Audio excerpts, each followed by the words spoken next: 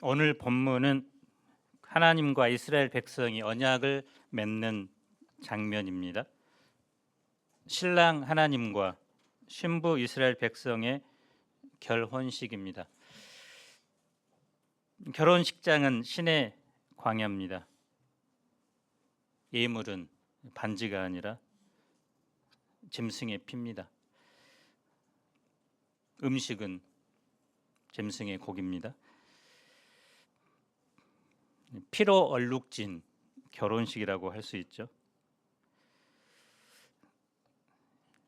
언약식을 통해 하나님과 이스라엘은 새로운 관계 안으로 들어갑니다.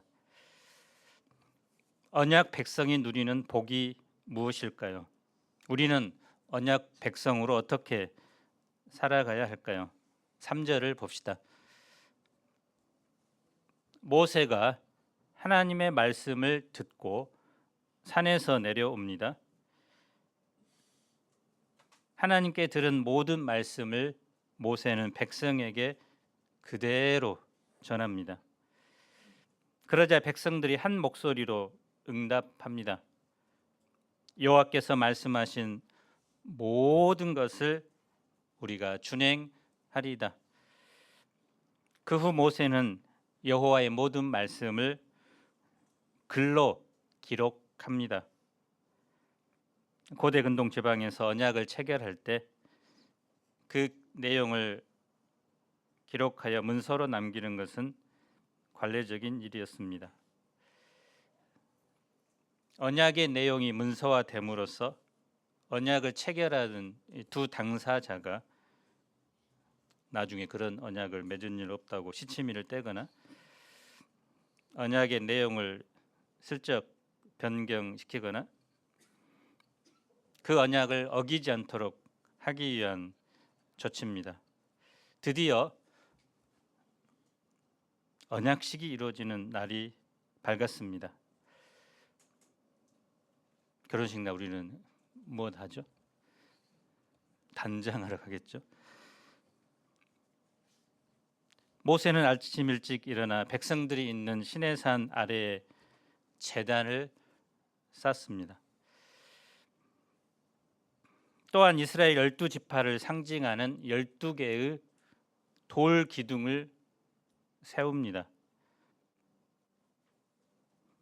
언약의 신실함을 확인하고 그것을 영원히 기념하기 위해서 돌 무더기를 쌓거나 돌 기둥을 세우는 것은 자주 볼 수 있는 일이죠. 야곱이 하나님을 꿈에서 만난 후에 그 자리에 무엇을 세웁니까? 돌 기둥을 세우죠. 또 삼천과 약속한 후에 또 돌 무더기를 세웁니다. 또 가나안 정복 때도 가나안 동편에 거하는 지파들이 가나안 땅을 넘어오면서 돌을 세우기도 합니다. 이것은 이스라엘 모든 지파가 그 언약을 지키겠다는 일종의 서약입니다. 언약식은 매우 독특한 순서로 이루어지게 됩니다. 먼저는 하나님께 번제와 화목제를 드립니다. 5절을 읽어봅시다. 시작.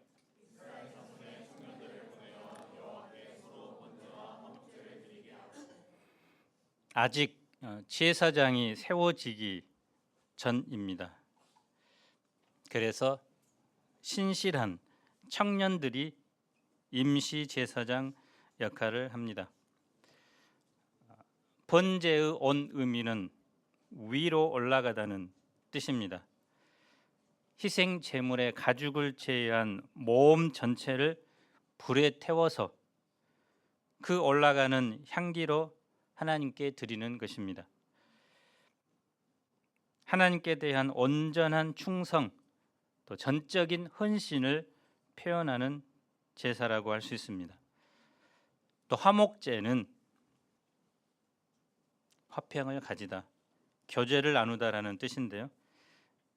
제물의 일부는 태우고 일부는 제사에 참여하는 자들이 나누어 먹는 제사입니다. 하나님 앞에서 죄 사함을 받은 자로서 하나님과 교제하며 화목을 누리며 또한 이웃과도 그 은혜를 나누는 제사입니다. 그래서 번제와 화목 제사를 통해서 이제 이스라엘 백성은 하나님과 언약을 맺기에 합당한 자가 된 것입니다.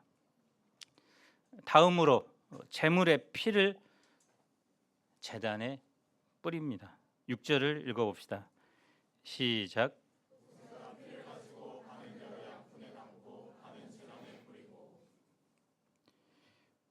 이스라엘 백성 편에서 모세를 통해서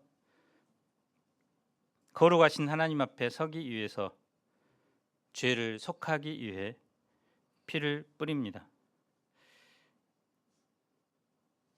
죄가 있으면 반드시 그 죄값을 치러야 하죠. 그것은 죽는 것입니다. 사람이 하나님 앞에 서기 위해서는 반드시 죄를 속함으로 죄 사함을 받아야 합니다. 죄를 속한다고 할 때의 기본적인 뜻은 죄를 가리는 것, 즉 죄를 덮는 것입니다.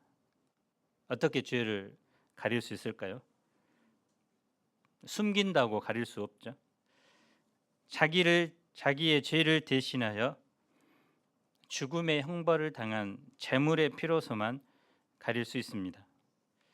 그래서 이스라엘 백성은 죄를 속하기 위해 제단에 피를 뿌렸습니다.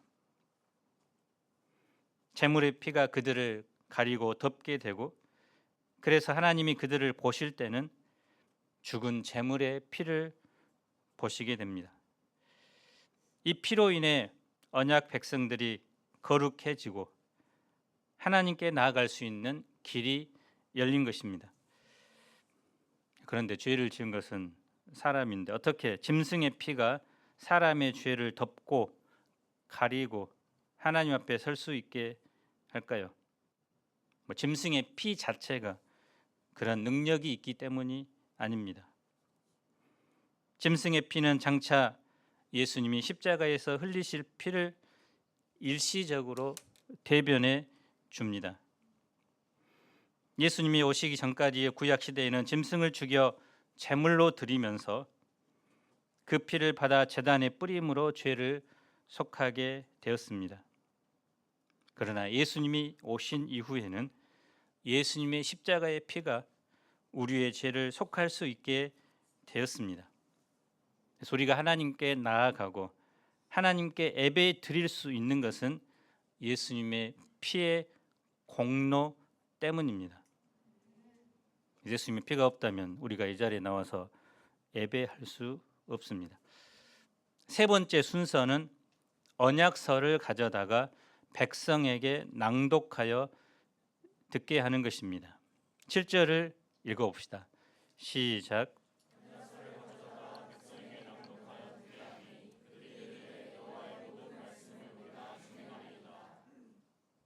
모세는 그 기록한 하나님의 말씀을 모든 백성이 알아들을 수 있도록 크고 정확하게 읽어 나갑니다.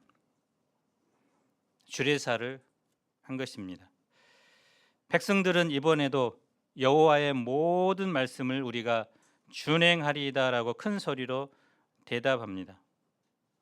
여기 우리가 준행하리이다. 이 말에는 두 가지 의미가 있습니다. 우리가 쉼 없이 행하겠다. 그리고 귀담아 듣고 게으르지 않고 계속해서 순종하겠다. 일시적이거나 건성건성하거나 그것이 아니라 쉼 없이 적극적으로 하나님 앞에서 이 언약서의 내용을 순종할 것이라는 의미입니다. 그래서 결혼식에서 신랑과 신부가 하나님과 여러 증인 앞에서 공식적으로 혼인 서약을 하는 것입니다. 서약을 하면 어떻습니까? 신랑 신부는 하나님과 또 증인들 앞에서 그 결혼에 대해 책임을 지며 살아가게 됩니다. 결혼식에 참석한 사람들도 그들을 항상 이제 결혼한 사람, 배우자가 있는 사람으로 인정하고 그들을 이제 유혹을 하지 않습니다. 그들이 한눈을 팔면 그렇게 하지 않도록 충고를 해줍니다. 언약식의 네 번째 순서는 가장 특별한 순서입니다. 모세는 양푼에 담아둔 제물의 피를 언약서대로 준행할 것을 다짐한 백성에게 뿌립니다. 우리 8절을 읽어봅시다. 시작.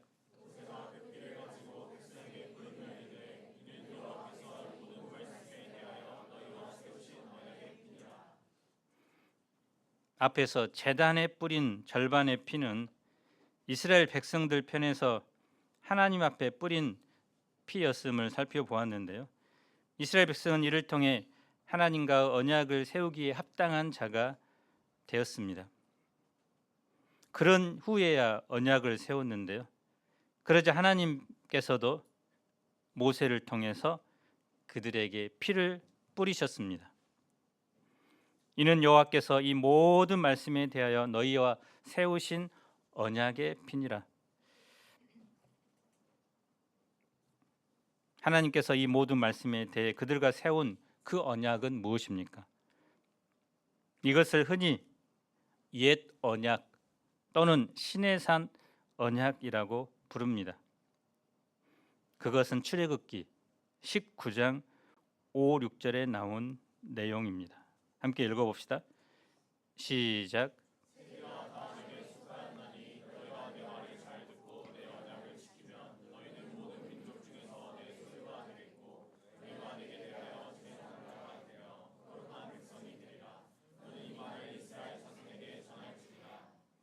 그래서 여호와 하나님이 그들의 하나님이 되고 그들은 하나님의 백성이 되는 것입니다.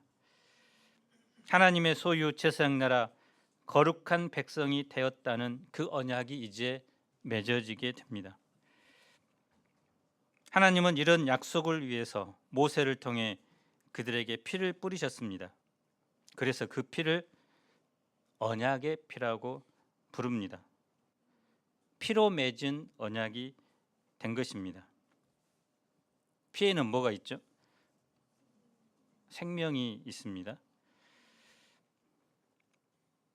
피를 하나님께도 뿌리고 또 백성에게도 뿌렸다는 것은 하나님과 이스라엘 백성 사이가 피를 나눈 생명의 언약 관계가 된 것입니다.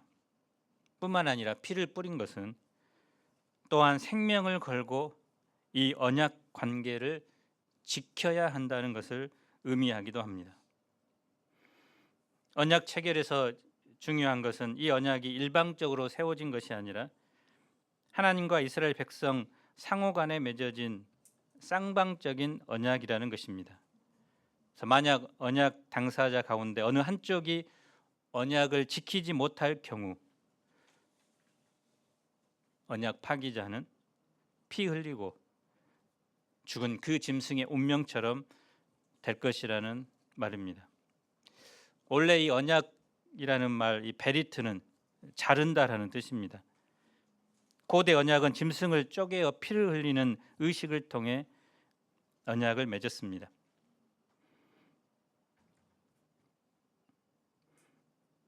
언약을 통해 반드시 상대방, 상호 간의 의무가 따르게 됩니다. 하나님 편에서 감당해야 할 의무는 무엇일까요?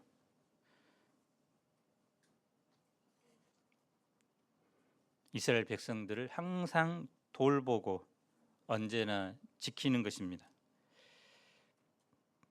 이것을 다하지 못하면 하나님도 스스로 내 이름을 내려놓겠다.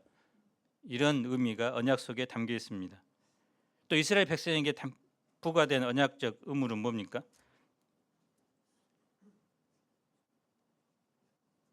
하나님이 주신 그 율법에 온전히 순종하는 것이겠죠. 만약 율법에 대한 순종을 하지 않으면 어떻게 된다고요? 생명을 이제 피를 흘리고 죽어야죠. 엄숙합니다. 그런데 이스라엘 백성이 이 언약적인 의무에 충실하지 못할 것을 하나님은 아셨습니다. 하나님의 법대로 하면 이스라엘 백성들의 전부 생명을 내어 놓아야 하겠죠. 단지 누가 먼저 언약의 의무를 지키지 못하는가의 문제지 예외적인 사람은 없습니다. 이런 심각한 문제를 대비해서 세워둔 하나님의 대안이 바로 레위기입니다. 언약적 의무를 어긴 사람은 제사 제도를 통해서 죄를 용서받을 수 있는 은혜의 통로를 하나님께서 미리 주신 것입니다. 그래서 레위기는 지루한 말씀이라 보기보다는 인간을 사랑하신 하나님의 은혜의 말씀들입니다. 하나님과 이스라엘 백성 사이에 맺어진 이 언약은 새 언약의 그림자입니다. 옛 언약이 율법을 지켜야만이 유지되는 행위 언약이었다면 새 언약은 죄인들을 위해 흘리신 예수님의 피를 믿는 자에게 구원을 주시는 은혜 언약입니다. 하나님은 짐승의 피가 아니라 하나님의 아들의 피로 새 언약을 세우셨습니다. 우리 누가복음 22장 20절을 읽어봅시다. 시작.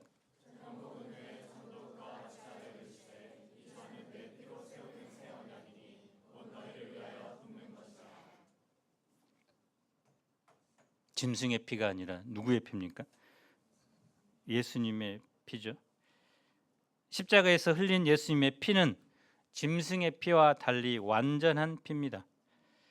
단번에 영원한 속죄를 이루는 피입니다.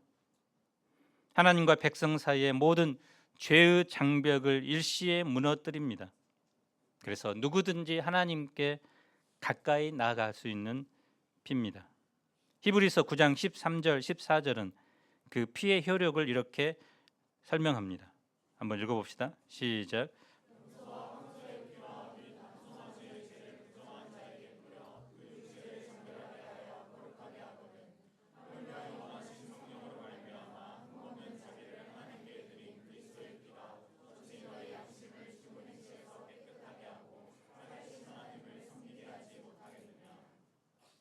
하나님은 언약을 깨뜨리고 또다시 죄의 노예로 살아갈 우리를 아시고 긍휼히 여기시고 예수님을 온전한 희생물로 내어주셔서 언제든지 누구든지 그 피를 믿는 자마다 하나님께 나아갈 수 있는 새로운 살 길을 활짝 열어놓으셨습니다. 시내산에서 하나님과 이스라엘이 피로 맺은 언약식이 맺어졌습니다. 결혼식이 끝나면 이제 무엇을 해야 할까요? 밥을 먹고 피로연을 해야 되겠죠.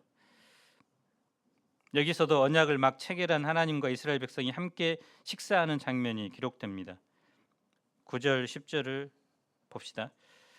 모세 아론과 나답과 아비유와 이스라엘 장로 70인이 올라가서 이스라엘의 하나님을 보니 그의 발 아래는 청옥을 편 듯하고 하늘같이 청명하더라.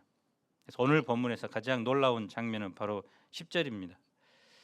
그들은 여호와 하나님을 직접 두 눈으로 봅니다. 물론 하나님의 본체가 아니라 하나님의 빛나는 영광, 하나님의 영광스러운 보좌의 한 부분을 보게 됩니다. 이 청옥은 사파이어 보석이죠. 푸른 색깔을 띤 아주 맑고 영롱한 빛이 납니다. 하나님의 보좌의 아래를 보니 수많은 사파이어를 펼쳐놓은 듯이 아름다웠습니다.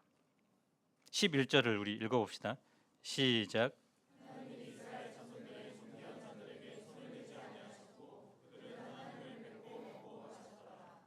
이것을 언약 식사라고 합니다.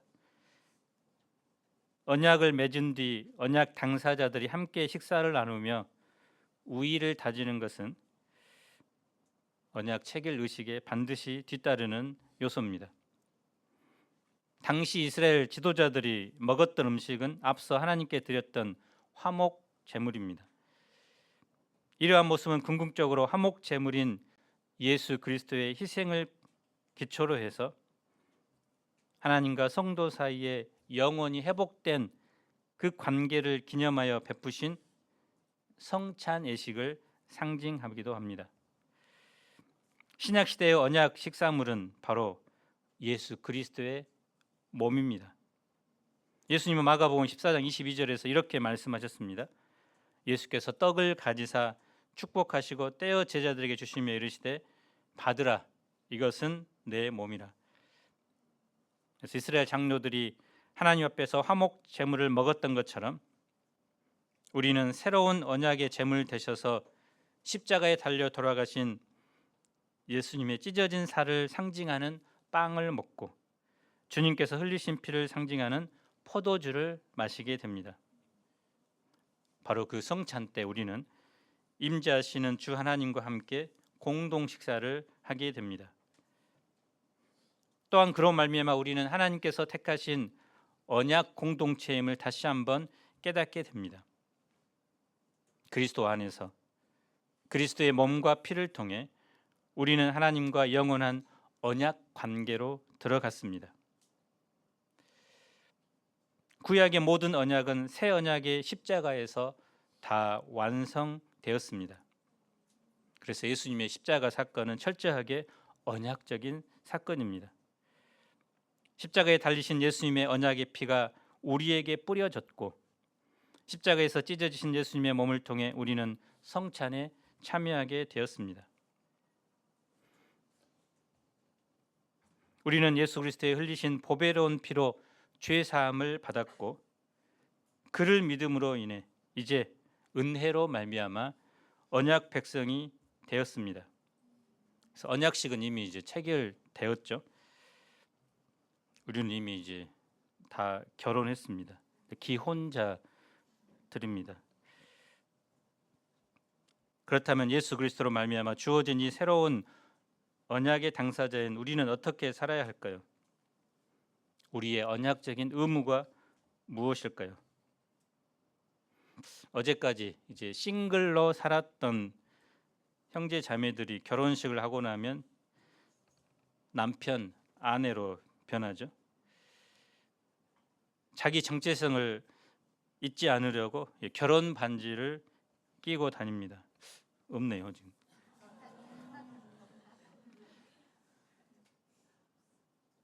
하루아침에 성숙한 아내, 남편이 되지는 않지만 그래도 점점 자라서 품이 있는 아내와 남편이 되고 또 더 나아가서는 엄마, 아빠까지 자랍니다. 우리가 주님과의 언약 관계를 유지하기 위해서는 동일하게 우리에게 언약서로 준 예수님의 말씀에 준행하는 삶을 살아야 합니다. 이스라엘 백성들처럼 여호와의 모든 말씀을 우리가 준행하리이다라는 고백과 함께 그 말씀대로 살아가야 합니다.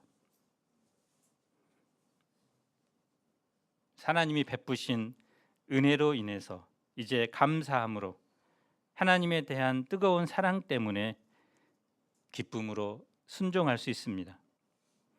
그래서 억지가 아니라 마지 못해서가 아니라 내 안에 계신 성령님의 도우심으로 말미암아 자발적으로 말씀에 순종하는 삶을 살 수 있습니다.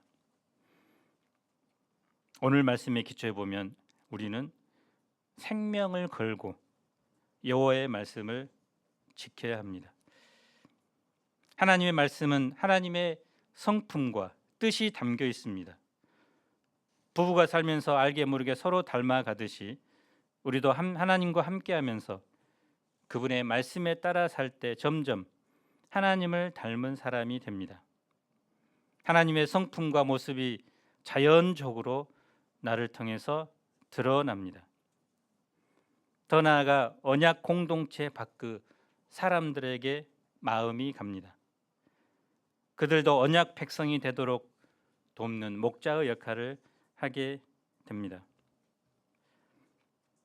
지난 금요일 심야 기도 때 하나님께서 이 말씀을 묵상하면서 이런 깨달음을 주셨습니다. 하나님의 말씀을 대하는 나의 자세는 과연 어떠한가? 하나님의 말씀을 공부하고 전하고 또 배우거나 들을 때, 또 예배를 들을 때 세상 학문을 접하듯이 소설책을 읽듯이 가볍게 대하고 있는 모습을 깨닫게 되었습니다. 또 하나님의 말씀보다 그 말씀 위에 서서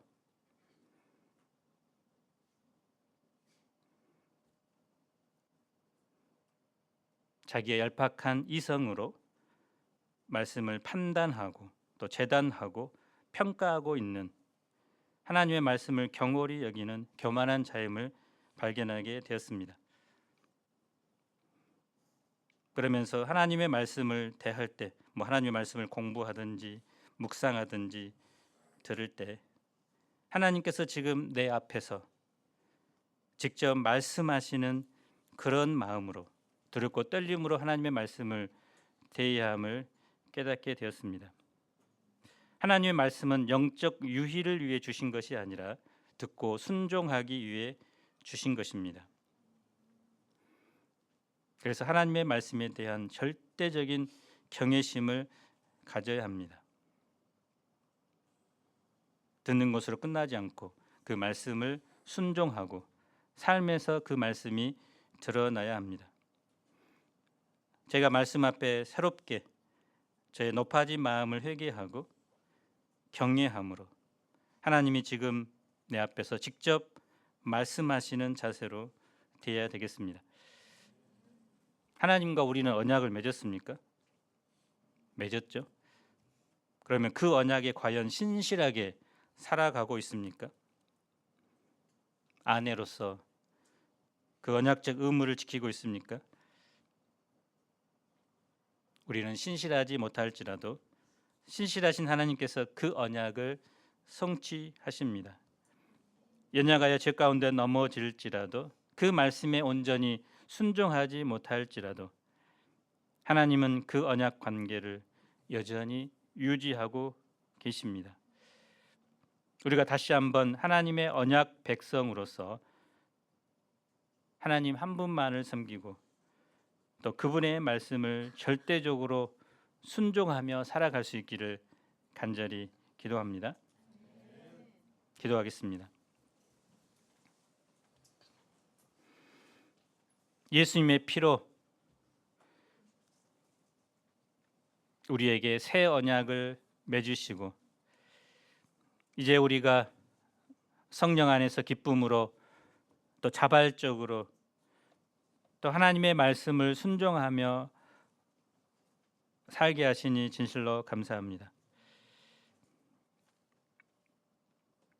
그러나 우리가 언약 백성으로서 정체성을 또 잃어버리고 또 주님께서 주신 이 귀한 말씀 앞에 두렵고 떨림 없이 또 살아갈 때가 얼마나 많습니까? 이 언약의 말씀을 지키지 못할 때 짐승이 죽는 것처럼 우리도 정말 생명을 걸고 엄중하게 이 하나님의 말씀을 듣고 순종하며 살아내는 삶을 살아가도록 축복하여 주옵소서. 연약함에도 불구하고 여전히 우리를 지키시고 돌보시고 언약 백성으로 살게 하신 그 은혜를 인해서 감사합니다. 부족하고 연약하지만 주님의 말씀을 통해서 우리의 삶이 변화되게 도와주시고 우리의 삶을 통해서 하나님이 드러나는 자들이 되도록 축복해 주옵소서. 예수님 이름으로 기도합니다. 아멘.